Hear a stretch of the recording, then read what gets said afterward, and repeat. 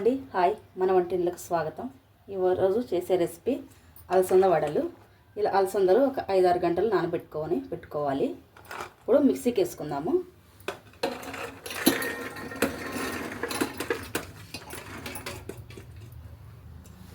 ఐదారు పచ్చిమిరపకాయలు,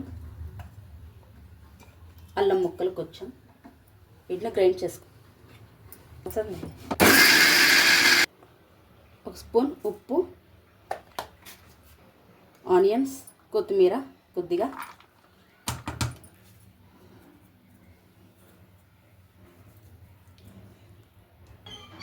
కొద్దిగా కస్తూరి మెంతి యాడ్ చేసుకుందాము. ఇప్పుడు బాగా మిక్స్ చేసేసుకుందాము. వేయించి పొడి చేసి పెట్టుకున్న జీలకర్ర పొడి కొద్దిగా బాగా మిక్స్ చేసేసుకుందాము. డీప్ ఫ్రైకి సరిపడా ఆయిల్ యాడ్ చేసుకుందాము.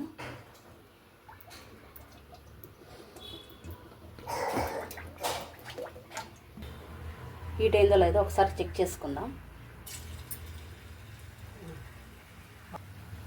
ఇలా ఆయిల్ షేప్, ఇలా వడల షేప్ లాగా ఒక ముద్దలాగా బాల్ లాగా చేసుకొని ఇలా రౌండ్గా చేసుకొని మిడిల్లో హోల్ పెట్టేసుకొని ఇలా వేసేసుకుందాము.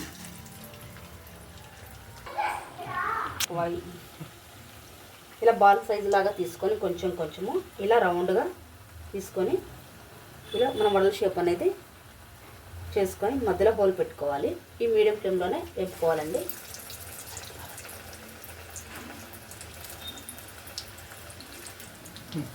మీకు పల్చగా ఉందనిపిస్తే కొద్దిగా బియ్యం పిండి యాడ్ చేసుకోండి.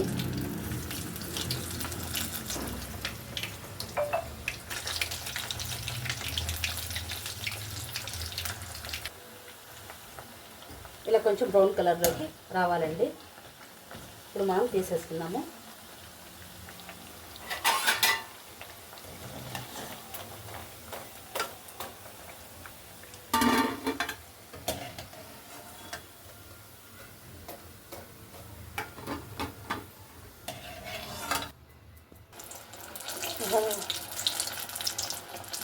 మీకు అది పల్చాగా వస్తుంది అనుకుంటే కొద్దిగా బియ్యం పిండి యాడ్ చేసుకోండి. కోటింగ్ కోసము పర్ఫెక్ట్గా వస్తుంది. మీకు చేత్తో డైరెక్ట్గా వేయడం రాకపోతే ఇలా ఒక ఆయిల్ పేపర్ తీసుకోండి. ఇలా రౌండ్గా బాల్ లాగా చేసుకొని ఇలా ప్రెస్ చేసేసుకొని రౌండ్గా మధ్యలో హోల్ పెట్టుకొని ఇలా మనం వడల్లాగా వేసుకోవచ్చు.